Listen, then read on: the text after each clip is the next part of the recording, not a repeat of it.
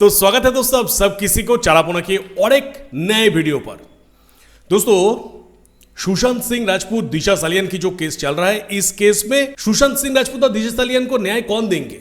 देखिए, एक बहुत सिंपल बात मैं आप लोगों के सामने रख रहा हूं इस वीडियो के जरिए। दोस्तों, बहुत इंपॉर्टेंट बात। तो बात क्या है?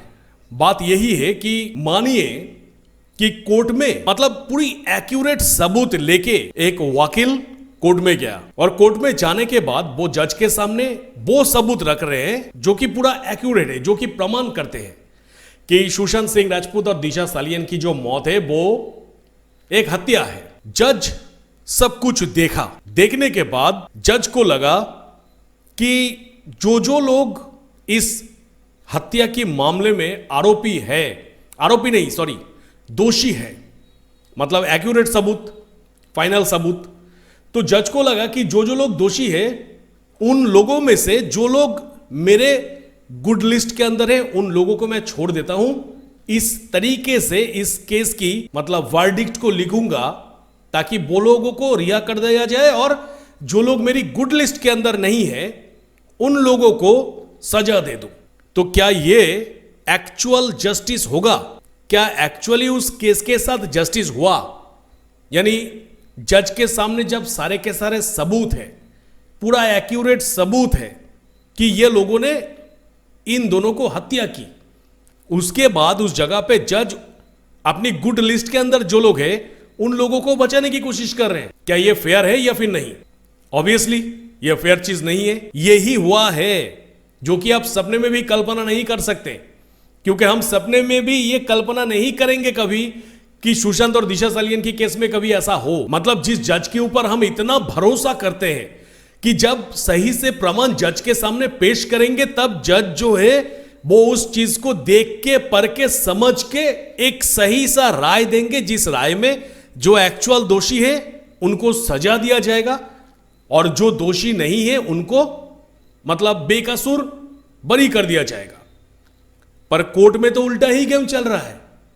क्या हुआ है ना हुआ है सब कुछ इस वीडियो के जरिए आज उजागर करेंगे दोस्तों। और इस घटने में नीलेश ओझा सर भी शामिल हो गए हैं। कैसे है सब कुछ बता रहा हूं। तो बात यह है कि एक सिटिंग जज, हाईकोर्ट की एक सिटिंग जज, वो करप्शन कर रहे थे कोर्ट के अंदर बैठ के, जज की कुर्सी में बैठ के वो करप्शन कर रहे थे। और ये चीज हुआ है बॉम्बे हाईकोर्ट की जो जज है रेवती मोहिते देरे की। तो इस जज की द्वारा किया गया सबसे बड़ा घोटाला और सबसे बड़ा करप्शन जो कि वो जज की कुर्सी में बैठकर किया, वो ये था कि आईसीआईसीआई बैंक की जो सीईओ था चंदना कोचर, जिन पर करप्शन और इलीगल लोन सैंक्शन की मामला था कि कोई भी पेपर वेरिफिकेशन ना करके जिसको जो मर्जी लोन दे दिया, मतलब आपने ही लोगों को, और वहां से कुछ कमीशन वगैरह लेके अपना पेट भर रहा था।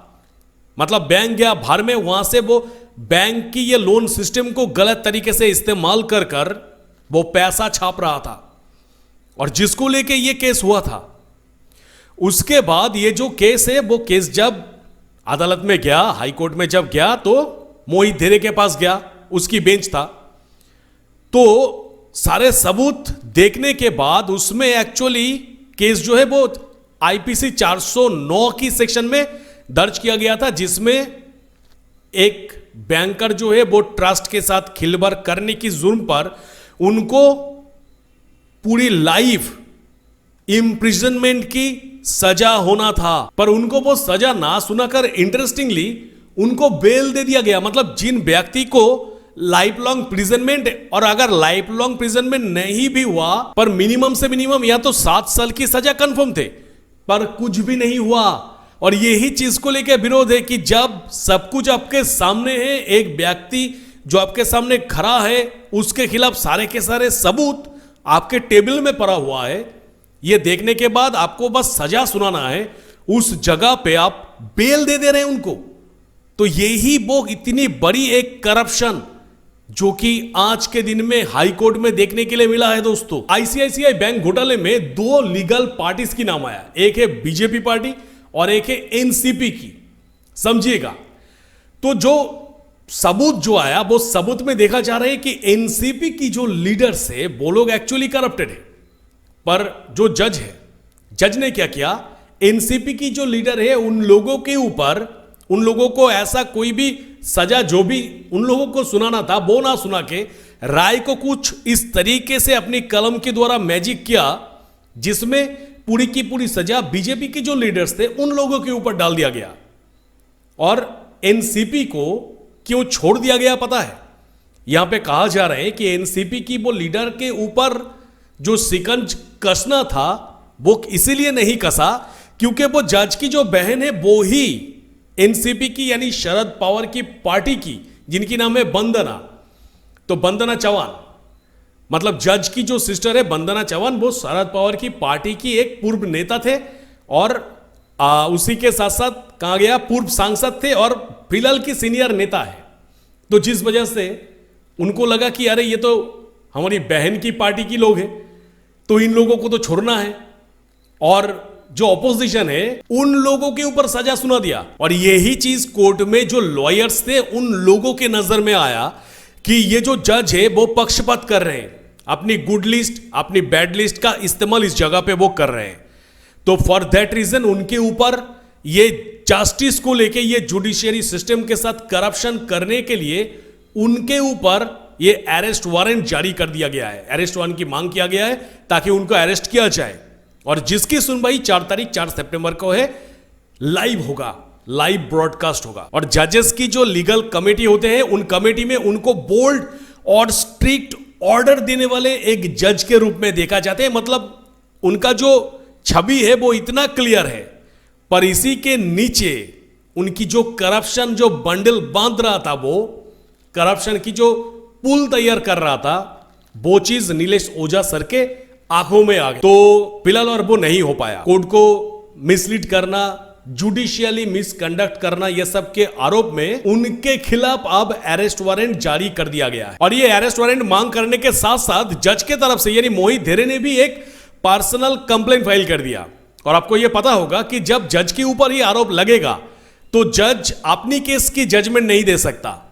तो उन्होंने एक कंप्लेंट फाइल की, पर नीलेश ओझा सर की तरफ से यह दावा किया गया है कोर्ट में कि उन्होंने जो कंप्लेंट फाइल किया वो एक बेसलेस कंप्लेंट है, बस लोगों के सामने कुछ पेश करना है और जिस वजह से एक फर्जी कंप्लेंट बनाकर कोर्ट के सामने पेश करेगा। क्योंकि कोर्ट के सामने तो कुछ रखना है, कोर्ट के सामने तो कहना है कि मैं सही हूं, तो जिस वजह से एक फर्जी कंप्लेंट ही वो बनाकर कोर्ट में जा रहा है 4 सितंबर को। नीलेश ओझा सर ने एक को पकड़ा, पर बाकी जितने सारे हैं उन लोगों को पकड़ेगा कौन?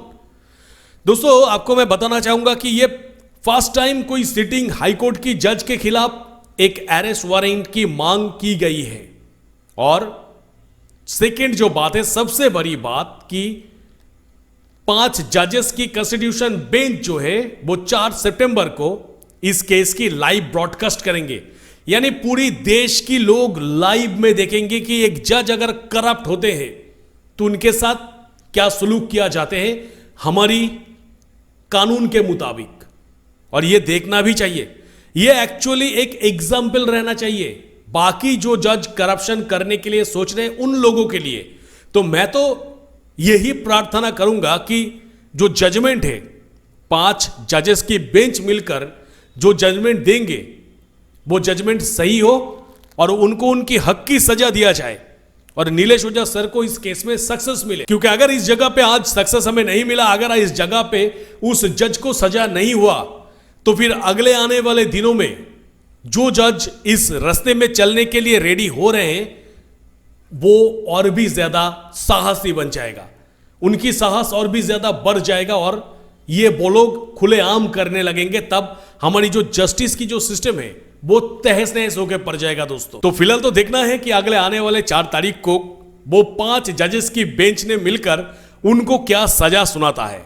तो हम तो जरूर देखेंगे जो ब्रॉडकास्ट है, कोशिश करिएगा कि आप भी देखिएगा कि एक करप्टेड जज के खिलाफ हमारी देश की कानून क्या कदम उठाते हैं। दोस्तों तो इस विषय में आपका जो भी कहना है आप लोग आराम से कमेंट सेक्शन पर कमेंट जरूर करिएगा। तो मिलेंगे मेरा नेक्स्ट किसी वीडियो पे, टिल देन सब कोई खुश रहिएगा, बढ़िया रहिएगा, टाटा।